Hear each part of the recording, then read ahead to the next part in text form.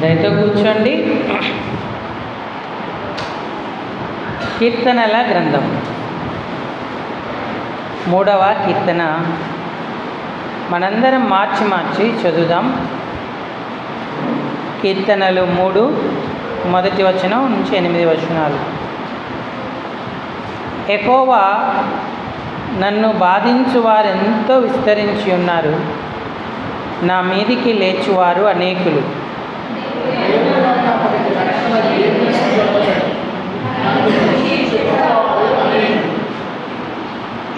యెహోవా, నీవే నాకు కేడముగాను, నీవే నాకు అతిశయాస్పదముగాను, నా తల ఎత్తువాడవుగాను ఉన్నావు.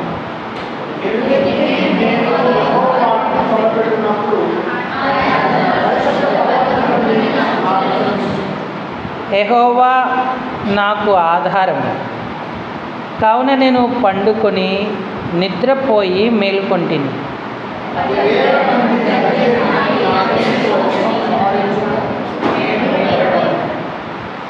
యెహోవా, లెమ్ము, నా దేవా, నన్ను రక్షింపుము. నా శత్రువులందరి దవడ ఎముక మీద కొట్టువాడవు నీవే, దుష్టుల పళ్ళు విరగుగొట్టువాడవు నీవే.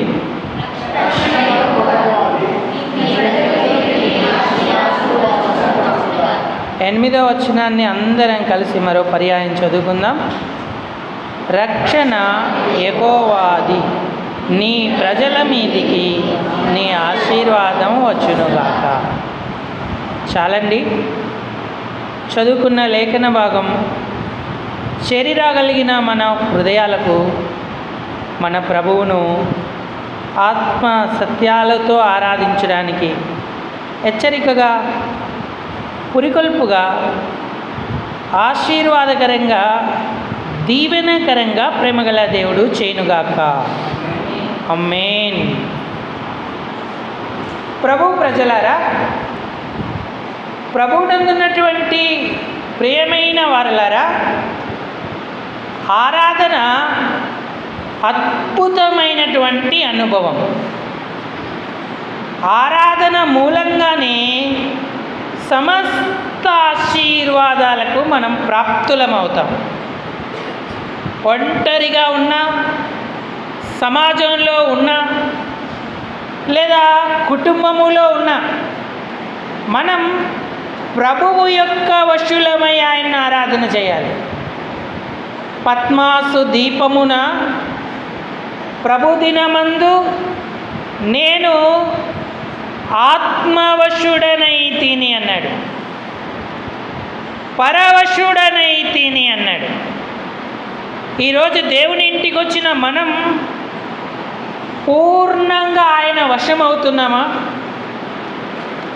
ఆయన ఎవరో, ఆయన మనకే కార్యాలు చేశాడో గ్రహించి పూర్ణ హృదయంతో ఆయనకు కృతజ్ఞతాస్తుతులు చెల్లించేటువంటి వారంగా ఉండాలి. ఆరాధన అంటే ఏదో ఆదివారం 4 మాటలు పలకడమే కాదు, మన జీవితమే ఆయనను ఘనపరిచి మహిమపరిచేదిగా మనల్ని మనం సిద్ధపరచుకునేటువంటి వారంగా ఉండాలి. దావీదు జీవితంలో ఎన్నో పరిస్థితుల గుండా వెళ్ళాడు. అయితే దేవుడు అన్నిటిలో నుండి ఆయనను రక్షించాడు. అంతకంటే ఈ భూసంబంధమైన రక్షణ కంటే శ్రేష్టమైన రక్షణను ఆయనకి ఇచ్చాడు. మనం కీర్తన 3వ కీర్తనలో 8వ వచనం సహాయం చేయండి. రక్షణ యెహోవాది, నీ ప్రజల మీదికి నేను ఆశీర్వదింపబడ్డానంటే మనం రక్షించబడితేనే ఆశీర్వదింపబడినట్టు. రక్షణ లేకపోతే భూ సంబంధంగా నువ్వు ఆశీర్వదింపబడ్డాననుకుంటే అది ప్రమాదమే. రక్షణ యెహోవాది, ఈ మాటను ఇలా కూడా చదువుకోవచ్చు. ఆశీర్వాదం యెహోవాది, నీ ప్రజల మీదికి నీ రక్షణ వచ్చునుగాక. ఎందుకంటే దేవుడు ప్రతి మానవుణ్ణి రక్షించాలని కోరుతా ఉన్నాడు. రక్షణ ద్వారా లేదా రక్షణ ఆశీర్వాదం అందరికీ ఇవ్వాలని ఆయన ఆశిస్తూ ఉన్నాడు. నీవు ప్రభువును సొంత రక్షకుడిగా అంగీకరించావా? ఆయన రక్షణ ఆశీర్వాదాన్ని నువ్వు పొందావా? రక్షణయే నిజమైన ఆశీర్వాదమని నువ్వు గుర్తించావా? చూడండి, తిమోతికి రాసినటువంటి 2వ పత్రిక, మొదటి పత్రికకు రండి, 4వ వచనం చదవండి. 2వ అధ్యాయము 4వ వచనం, తిమోతి మొదటి పత్రిక. ఆయన మనుషులందరూ, కొందరు కాదు, అందరూ, పిల్లలు కాదు, యవనస్తులు కాదు, వృద్ధులు కాదు, నడివయస్కులు కాదు, ఆయన అంటున్నాడు మనుషులు అందరూ రక్షణ పొంది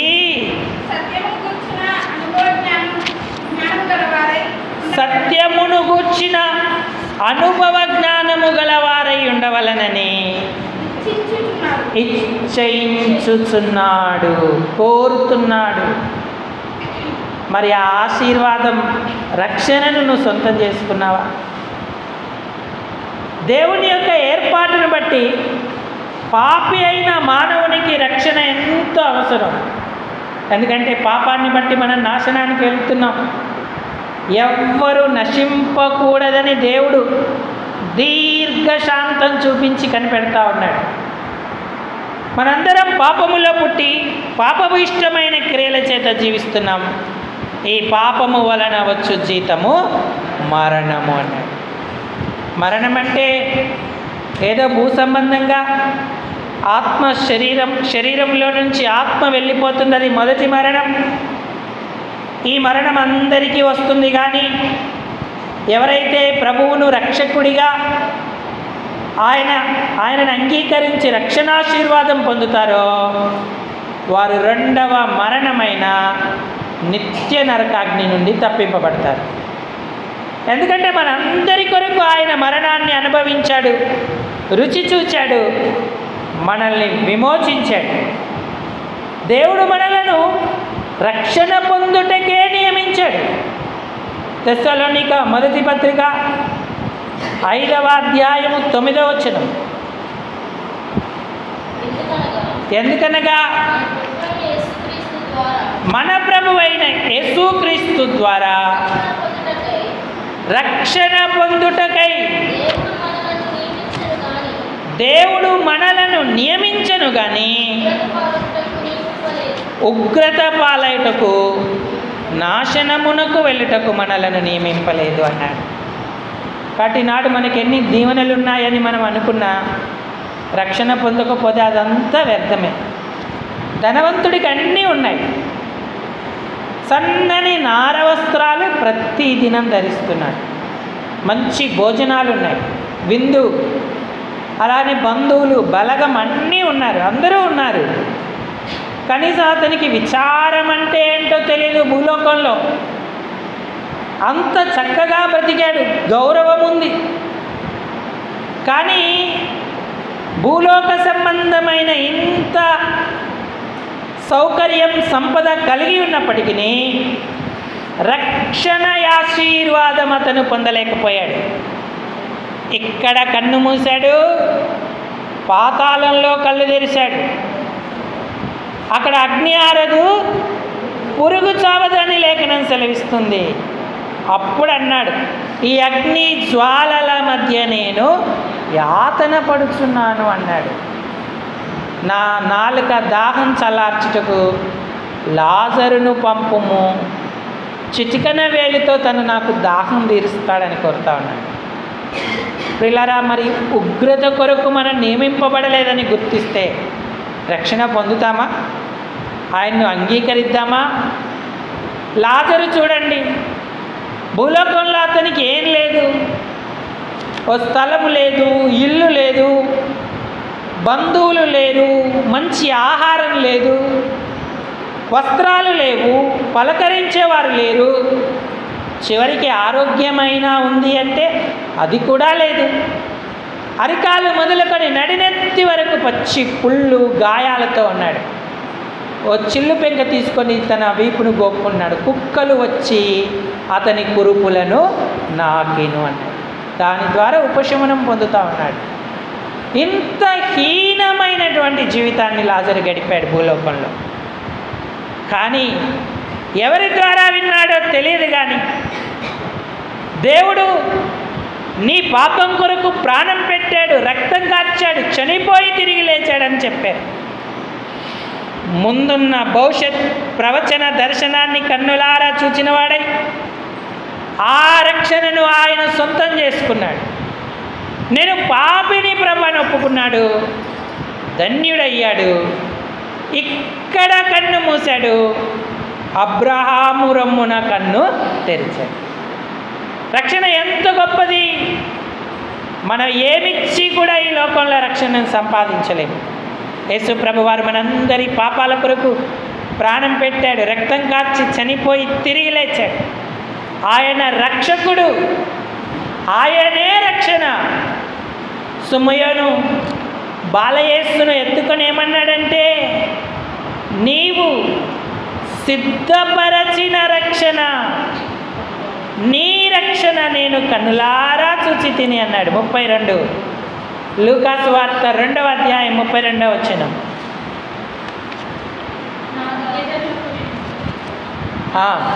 నాదా ఇప్పుడు నీ మాట చొప్పున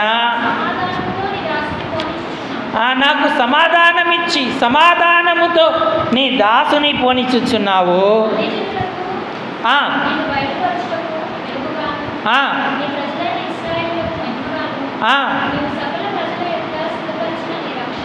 నీవు సకల ప్రజల ఎదుట సిద్ధపరిచిన నీ రక్షణ నేను కన్నులారా చూచితినన్నాడు. ఆ రక్షణ ఆశీర్వాదం ఆయన చేతిలో ఉంది. దేవుని కొరకు కనిపెట్టిన సుమయోను ప్రభువును ఆరాధిస్తూ కృతజ్ఞతాస్తుతులు చెల్లించాడు. రక్షణ పొందిన వారే ఆరాధించడానికి ప్రాథమికమైన అర్హులు. మరి అలాంటి ధన్యతను సంపాదిస్తున్నావా? ఇంకా రక్షణ లేకుండానే ఉన్నావా? ఆయనే రక్షణ ఆశీర్వాదం ఇచ్చేవాడు, రక్షకుడు. మత్తయి 1వ అధ్యాయం 1 మత్తయి 1లో 21వ వచనం. ఆమె ఒక కుమారుని కనును,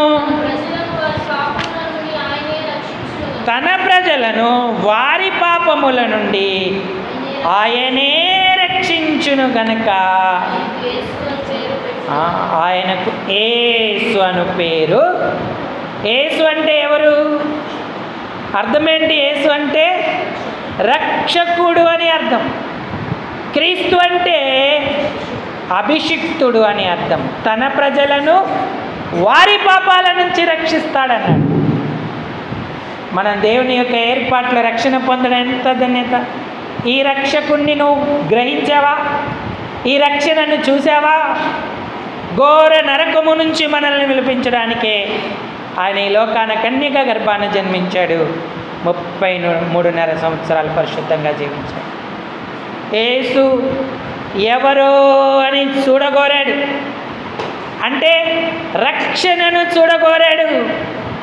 ఆ రక్షణను ఆయన సొంతం చేసుకున్నాడు, తనలోకి తెచ్చుకున్నాడు, తన ఇంటిలోకి తెచ్చుకున్నాడు. ఆయన ఊర్లో ఉన్నందరూ పాపి పాపి అని పిలుస్తూ ఉంటుంటే ఆయన మాత్రం జక్కయ్య అని దేవుడు ఆయన పిలిచాడు.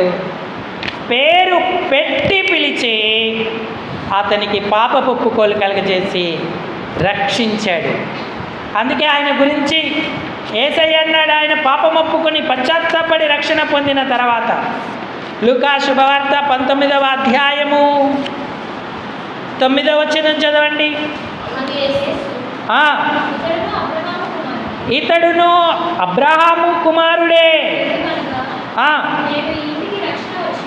నేడు ఈ ఇంటికి రక్షణ వచ్చి ఉన్నది అన్నాడు. ఆ ఇంట్లో ఎవరున్నారు? జక్కయ్య, అతని కుటుంబీకులు ఉన్నారు. జక్కయ్యకు రక్షణ వచ్చింది, జక్కయ్య ఇంటి వారికి రక్షణ వచ్చింది. ఎందుకంటే 10వ వచనంలో అన్నాడు, నశించిన దానిని మనుష్య కుమారుడు వచ్చానని అతనితో చెప్పాను. ఈ లోకానికి ఆయన అందుకే వచ్చాడు. నీకు రక్షణ వచ్చిందా? నీ ఇంటికి రక్షణ వచ్చిందా? రక్షణ యెహోవాదే. ఆయన ప్రజల మీదికి ఆయన ఆశీర్వాదం వచ్చునుగాక అన్నాడు. ఎవరైతే యేసును సొంత రక్షకుడిగా అంగీకరించి నేను పాపిని ప్రభాని ఒప్పుకుంటారో వారందరికీ రక్షణ కలగజేయుటకు దేవుడు సిద్ధంగా ఉన్నాడు. లేకపోతే భూలోకంలో ఎన్ని ఆశీర్వాదాలు ఉన్నవన్నీ వ్యర్థం. ఆస్తులు, పాస్తులు, సంపద, పొలము, స్థలం, ఆస్తి ఏది మనల్ని రక్షించదు. ఉగ్రత దినమందు ఆస్తి అక్కరకు రాదు అన్నాడు. పాప పశ్చాత్తాపం పొంది ప్రభువైన యేసుక్రీస్తును సొంత రక్షకుడిగా అంగీకరించిన జక్కయ్యలాగా ఉండాలి. సిమియోను వలె ఆయన రక్షణను కన్నులారా చూచి ఆరాధించే వారంగా ఉండాలి. దావీదు అట్టి రక్షణ అనుభవించాడు కాబట్టే భూలోక యాత్రలో ఆయనకు ఎదురైన అన్ని పరిస్థితుల గుండా కూడా దేవుడు రక్షించాడు. సంరక్షణ చేత నింపాడు. వీనికి రక్షణేమీ కలగదని అనేకులు చెప్పుకుంటా ఉంటే దేవుడు ఆఖరి క్షణములో రక్షించాడు. శత్రువుల చేత తరుమబడినప్పుడు ఆయన రక్షించాడు. అలాగే 10,000 మంది వచ్చి మోహరించినా కూడా దేవుడు ఆయన పక్షంగా ఉండి కార్యం చేస్తూ వచ్చాడు. భయమేమీ లేక నెమ్మదిగా దావీదు ఉండగల కృపనిచ్చాడు. దావీదుకి ఎన్ని ఆశీర్వాదాలు ఇచ్చాడు. రక్షణ పొంది ఆరాధించిన దావీదును దేవుడు కనికరించాడు. చూడండి 3వ కీర్తనలో అన్నాడు, రక్షించడమే కాదు. కీర్తన 3వ వచనం చదవండి. 3:3 నీవే నాకు కేడముగాను ఉన్నావన్నాడు. కేడము ఒక యుద్ధ ఆయుధం. అపాయాల నుంచి, అగ్నిబాణాల నుంచి తన్ను తాను కాపాడుకునే ఆయుధం. రక్షణ ఆశీర్వాదం పొందిన దావీదుకు ఆయన నిలువెల్లా కేడంలా ఉన్నాడు. అపవాది వేసే ఒక్క అగ్నిబాణము ఆయన మీదికి రాలేదు. ఆ కేడమునే అనుకొని అది ఆరిపోయినదిగా ఉంది. ఈనాడు మనకు కూడా మన యాత్రా జీవితంలో అపవాది ఎన్ని అగ్నిబాణాలు వేస్తున్నాడు. కృంగుదల, నిరాశ, మరి ఎంతో భయంకరమైన ఒత్తిడిలోకి నెట్టాలని వాడు చూస్తూ ఉన్నాడు. కానీ దేవుడు రక్షింపబడిన వారందరికీ కేడమై ఉన్నాడు. కేడములా నిలుస్తున్నాడు. ఒక్క అగ్నిబాణం మన మీద పని చేయకుండా కాపాడుతూ ఉన్నాడు. ఇంత ధన్యత దావీదుకు మనకు. అంతేకాదు దావీదు రెండవదిగా అన్నాడు, నీవే నాకు అతిశయాస్పదముగాను నా తల ఎత్తువాడవుగాను. ఎక్కడికి వెళ్ళినా జనాలు మనల్ని అవమానపరచాలనే చూస్తారు.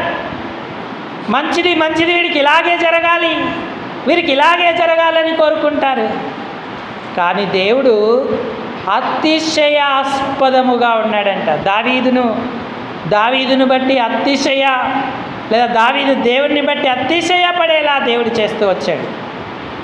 తల ఎత్తువాడవుగా ఉన్నావు అన్నాడు. మరి పరిస్థితులను బట్టి తల దించుకోవాల్సిన స్థితిలో దావీదు ఉండాలి. కానీ దేవుడు దావీదు యొక్క తలనెత్తాడు. అవమానాన్ని తొలగించేశాడు. ఆధారమయ్యాడు. క్షేమమిచ్చాడు. ఎన్ని ఉపకారాలు చేశాడు. శత్రువుల దవడ ఎముక మీద కొట్టాడు. వారి దవడ పళ్ళు రాలగొట్టాడు. మన శత్రువు మనుషులు కాదు, సాతాను లేదా అపవాదే మన శత్రువు. వాడి అనుచరులను ఆయన నశింపజేసేటువంటి వాడిగా ఉంటాడు. కాబట్టి ప్రియులరా, ఈ రక్షణ ఆశీర్వాదం ఎంత గొప్పది. రక్షణ యెహోవాది, ఆయన ప్రజల మీదికి ఆశీర్వాదం వచ్చును కాక అన్నాడు. ఇంకా నువ్వు రక్షించబడకపోతే, ప్రభువైన యేసుక్రీస్తును సొంత రక్షకుడిగా అంగీకరించకపోతే ఆ నరకం తప్పించుకోవడానికి, భూలోకంలో తల ఎత్తుకొని బ్రతకడానికి, క్షేమం దీవెన పొందడానికి ప్రభువైన యేసుక్రీస్తును సొంత రక్షకుడిగా అంగీకరించు. పాపక్షమాపణ పొందు, ధన్యుడు అవుతావు. ఒకవేళ నువ్వు రక్షించబడి దేవుని బిడ్డవైతే ఈ దినాన నువ్వు మౌనంగా ఉండద్దు. రక్షణ లేని వారు అనేకులు ఉన్నారు. దేవుడు పిలిచాడు జక్కయ్యని పిలిచినట్టు. అవమానాలు, నిందలు, కృంగుదల మధ్య నిన్ను లేవనెత్తి నీకు రక్షణ ఆశీర్వాదం ఇచ్చాడు. నరకాన్ని నీ శిక్ష, నరకపు శిక్ష నీ మీద నుంచి కొట్టేశాడు. నువ్వు రక్షణ పొంది ప్రభైన యేసును సొంత రక్షకుడిగా అంగీకరించావు. అందుకని నీకు ఎప్పటికీ రెండవ మరణం ఉండదు. ఈ యాత్రా జీవితంలో నీ తల ఎత్తి గౌరవం ఇచ్చి క్షేమం ఇచ్చి ఇన్ని వత్సరాలు కాపాడాడు. మరి 7వ నెల 7వ దినం నువ్వు మౌనంగా తిరిగి వెళ్తావా? ఈ 2024 సంవత్సరంలో ఆరాధించే అవకాశాన్ని కోల్పోతావా? ప్రభువా, పనికి మాలిన నిష్ప్రయోజనమైన నా కొరకు ఎంత త్యాగం చేశాను. నేను అవమానానికి నిందకే పాత్రుడను, కానీ నా తల ఎత్తి నాకు గౌరవం ఇచ్చావు, క్షేమం ఇచ్చావు, శత్రువుల నుంచి విమోచించావు. నేను నీకేమి ఇవ్వగలను? దావీదుకి ఇచ్చినట్టే నాకు ఇచ్చిన ఈ ఆధిక్యతకై ఈ నా విరిగి నలిగిన హృదయంతో కొద్ది స్తుతి ఆరాధన నీకు అర్పిస్తున్నాను ప్రభువా. నా కొరకు నువ్వు చేసిన త్యాగం అంతటిని బట్టి వందనాలు. శిలువ మరణం పొందినందుకు కృతజ్ఞతలు అంటూ మనం ఈ తలంపులతో ప్రభువును ఆరాధన చేద్దాం.